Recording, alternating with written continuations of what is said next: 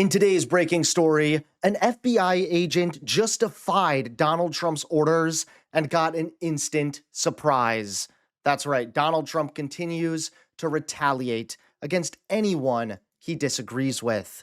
How's it going, everybody? Hunter Avalone here with Occupy Democrats. Welcome back to another video. Now, at this point, Donald Trump and the Republicans are wildly unpopular, and the majority of Americans blame them for the government shutdown. You get free health care. You do what you want. You want to make fun of us. You want to say no. We just want you to acknowledge what you're identifying as legitimate isn't. The thing is, you can mock Democratic messengers all that you want, but then that just says something terrible about the Republicans because we are lapping you when it comes to this. Washington Post, 17 percentage point advantage for the Republicans as who is responsible. Marist, New York Times, Siena, Morning Consult. Should we extend the ACA subsidies? The Kaiser Family Foundation, 78% say yes, including a majority of Republicans, including a majority of MAGA Republicans. Washington Post, 71% yes. The Wall Street Journal reporting today, inside the White House, aides are discussing proposals to extend the enhanced subsidies for the Affordable Care Act health insurance plans, officials said. Republicans know that they are being blamed for it, and rightly so. They're trying to kick the can down the road. They said, well, we'll deal with it the next time, but you have to make your plan choices in November, not in December when we're going to deal with this again. And America has a lot to blame Trump's administration for. For one, we also have the economy. At the meeting in Geneva, when I asked them, why didn't you continue buying soybeans and the other products, they had one word. Guess what it was? Biden. Biden. Oh, that sounds like malarkey. Maybe because it is, in fact, malarkey. See, soybean farmers in states across the Midwest are struggling right now because China typically buys more than half of all of the soybeans grown here in the United States. But Trump started a trade war with China, as we all know, so they stopped buying our soybeans. As a New York Times headline bluntly puts it, China bought $12.6 billion in U.S. soybeans last year.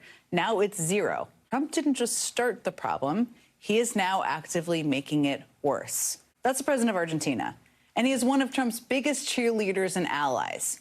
He vowed to bring MAGA to Argentina to fix their economy. But surprise, like his buddy Trump, he failed horribly.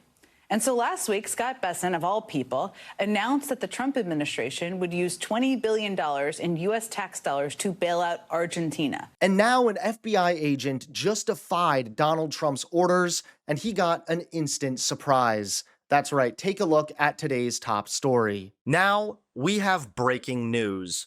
A bombshell out of Washington. An FBI agent has been stripped of duty after refusing to carry out a political order directly tied to President Donald Trump's retribution campaign.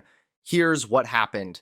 After former FBI Director James Comey was charged last week with making false statements and obstructing a congressional investigation, Trump and his allies wanted a humiliating scene, a perp walk in front of cameras. But there was a problem. No arrest warrant was ever issued. Comey was only summoned to appear in court. That did not matter. Trump's team still wanted the spectacle, and when one FBI agent refused to stage it, the consequences were immediate. He was relieved of duty on the spot. This was not about law enforcement. This was about politics and Trump making an example. Comey, who denies any wrongdoing, is due in court next Thursday in Virginia. But the real story right now is inside the FBI, where an agent just lost his position for refusing to turn the bureau into a prop for Trump's revenge. Trump fired Comey back in 2017, blaming him for the Russia investigation. Ever since, he's been obsessed with payback, and now, under his presidency, agents are learning, defy his orders even when they cross the line, and your career can end overnight. The question now is chilling. How many inside the FBI are willing to risk the same fate, and how far will Trump go in forcing the Bureau to carry out his political vendettas? Thanks so much for watching. Please click that like button and subscribe to Occupy Democrats so that you can stay informed and help us stop Donald Trump.